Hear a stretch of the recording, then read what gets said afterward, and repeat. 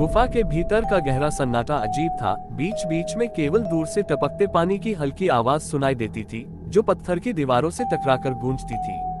अर्जुन धीरे धीरे और सावधानी से गुफा के अंधेरे में आगे बढ़ रहा था। उसकी मशाल की लौ धीमी धीमी टिमटिमा रही थी और उसकी बगल में टक प्राचीन पुस्तक जैसे भारी होती जा रही थी। गुफा की ठंडी हवा उसकी त्वचा पर चिपक गई थी, जिससे हर सांस लेना मुश्किल हो रहा था। दीवारों पर अजीब से प्रतीक हल्की रोशनी में चमकने लगे थे, जो उसकी आंखों के कोने में अजीब परछाइयों का नृत्य कर रहे थे। अर्जुन का दिल जोर जोर से धड़क रहा था, जैसे उसे चेतावनी दे रहा हो कि वह वापस मुड़ जाए। लेकिन अब वह वापस नहीं जा सकता था। तुम्हें यहाँ नहीं होना चाहिए। गुफा में फिर वही अजीब सी आवाज गूंज उठी। इस बार आवाज अधिक तीव्र और डरावनी थी।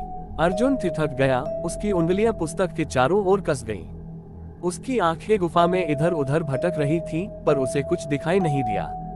गुफा का अंतहीन अंधेरा उसके सामने फैला हुआ था, जैसे वह उसे निगलने के लिए तैयार हो।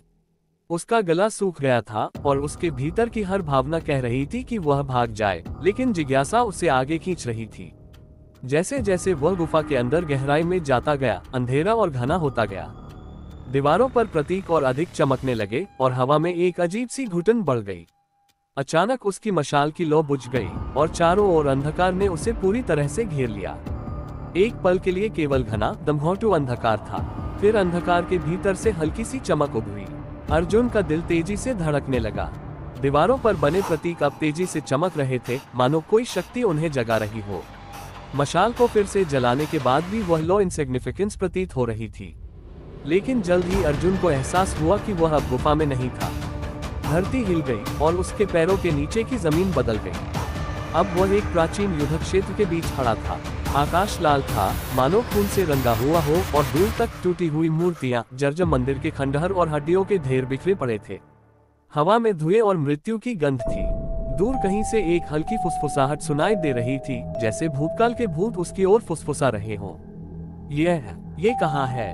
अर्जुन ने अपने आप से बुदबुदाया। उसकी आवाज कांप रही थी। दूर युद्ध के मैदान के केंद्र में एक विशाल छाया सा आकार दिखाई दिया। वह आकृति काले धुएं से घिरी हुई थी, लेकिन जो सबसे ज्यादा भयभीत कर रहा था, वह था उस आकृति का शक्तिशाली और भयावह रूप। ये ब्रह्म पिशाच था। अर्जुन के शरीर में ठंड दौड़ गई। ब्रह्म पिशाच एक विशाल डरावनी आकृति के रूप में खड़ा था। उसका पूरा शरीर काले धुएं से ढका हुआ था। उसकी हड्डियों के लंबे लंबे हाथ अजीब रूप से फैले हुए थे और उसकी आंखें आग की तरह लाल हो रही थी। अर्जुन वहीं ठिठक गया। उसकी सांसें थम गईं। उसने ब्रह्म पिशाच के बारे में बहुत कुछ पढ़ा था, उसकी क्रूरता और शक्ति की डरावनी कहानियां सुनी थी, लेकिन ये सब कुछ उससे कहीं ज्यादा भयावह था। अचानक ब्रह्म पिशाच ने अपना हाथ उठाया और उसकी उंगलियों से अंधेरे की एक लहर अर्जुन की ओर बढ़ी। अर्जुन ने बमुश्किल अपना सिर झुकाकर उस लहर से बचने की कोशिश की, पर वह ऊर्जा उसके पीछे की चट्टानों से टकराए और एक तेज धमाके के साथ फट गई। अर्जुन लड़खड़ा गया, लेकिन उसने खुद को गिरने से रोका। उसकी आंखों में दहशत साफ दिख रही थी। ब्रह्म पिशाच की शक्ति उसकी कल्पना से परे थी। जमीन हिलने लगी और गहरे गड्ढों से अजीब सी छायाएं उभरने लगी। ये वे आत्माएं थीं जिन्हें ब्रह्म पिशाच ने सदियों से निगल लिया था। वे अंधेरे के भूत उसकी ओर बढ़ने लगे। नहीं, अर्जुन चीखा। वह पीछे हटने लगा, लेकिन अंधेरे की छायाएं उसे घेरने लगी। जैसे ही अर्जुन को लगा कि छायाएं उसे घेर लेंगी, एक तेज प्रकाश अचानक अंधकार को चीरता हुआ सामने आया। उस प्रकाश के पीछे एक ताकतवर आवाज मंत्रों का जाप कर रही थी। हवा में बदलाव महसूस होने लगा और छायाएं उस प्रकाश से पीछे हट गईं, मानो जल गई हो। अर्जुन ने पीछे मुड़कर देखा तो एक वृद्ध तांत्रिक को खड़ा पाया। उसकी सफेद दाढ़ी हवा में लहर रही थी और उसकी आंखें शक्ति से चमक रही थीं। उसके हाथ में एक चमकता हुआ त्रिशूल था और उसकी माला से दिव्य ऊर्जा फूट रही थी। तू यहाँ सुरक्षित नहीं है, तांत्रिक की आवाज गूंज उठी। ब्रह्म पिशाच से लड़ना किसी साधारण मनुष्य के बस की बात नहीं है।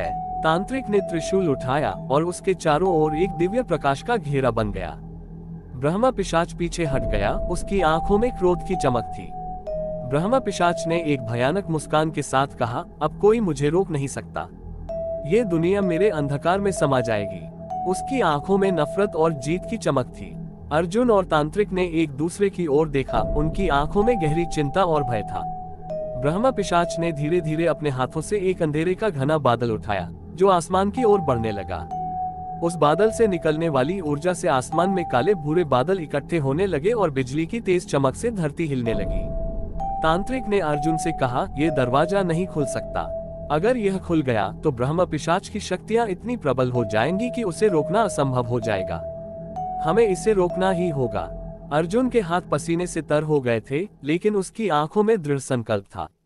उसने तांत्रिक के चेहरे को देखा, जो चिंता के बावजूद शांत और दृढ़ लग रहा था। ब्रह्म पिशाच ने दोनों की ओर अपनी लालच भरी निगाहों से देखा और अपनी भयानक हंसी फिर से गूंज जाए। तुम दोनों मूर्ख हो, तुम जानते नहीं कि किससे टकरा रहे हो। मेरे पास सदियों का ज्ञान और शक्ति है। तुम्हारी कमजोरियां मेरे सामने कुछ भी नहीं है। अर्जुन और तांत्रिक ने मिलकर अंतिम प्रयास के लिए खुद को तैयार किया। Suspense ending. जैसे ही अर्जुन और तांत्रिक दरवाजे की ओर भागने लगे, अचानक धरती जोर से कांप उठी।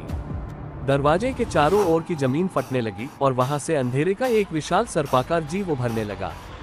वह जीव बेहद भयानक था। उसकी आंखें आग की तरह लाल और उसकी त्वचा काले धुएं में लिपटी हुई थी। तांत्रिक ने अपना त्रिशूल उठाया और अर्जुन को पीछे हटने का इशारा किया, लेकिन इससे पहले कि वे कुछ कर पाते, वह अंधकार में जीव अर्जुन की ओर झपटा और उसे पकड़ने के लिए अपना मुंह खोल दिया। अर्जुन अपनी जगह जम गया था। उसके पैरों के नीचे की जमीन खिसक रही थी। उसकी आंखों के सामने अंधेरा छा गया।